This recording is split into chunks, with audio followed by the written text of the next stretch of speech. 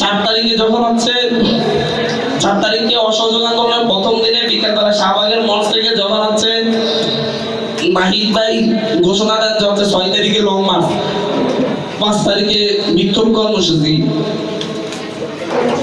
তখন আমি খুব মনক্ষুণ্ণ হই। আমরা তখন একটা জায়গায় ছিলাম, আমাদের দুইজনকে নিষেধ করা হয়েছিল, তোমরা এখন মাঠে এসো না, আমরা আবার অ্যারেস্ট হলে আবার আন্দোলন চালাতে হবে।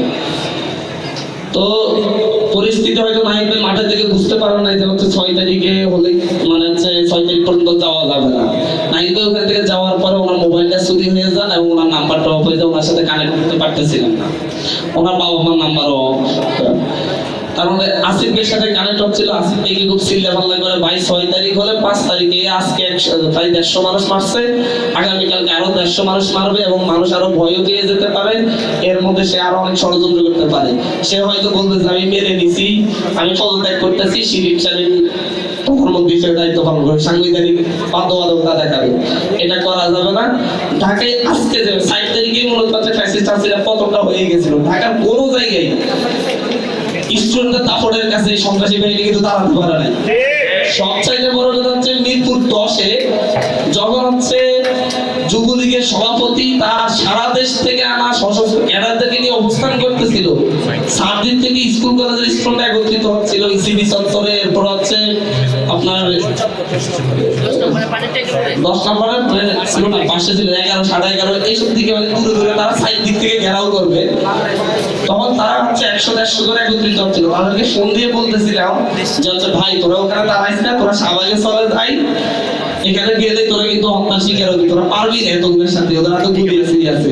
তখন ওই পয়েন্টে মানে ইন্টারমিডিয়েট পড়ুয়া ছেলের জবাব ছিল যে হচ্ছে ভাই মরবো না হয়ে এদেরকে সরাইয়া থাকবো, আগামী 10 স্বাধীন করবো।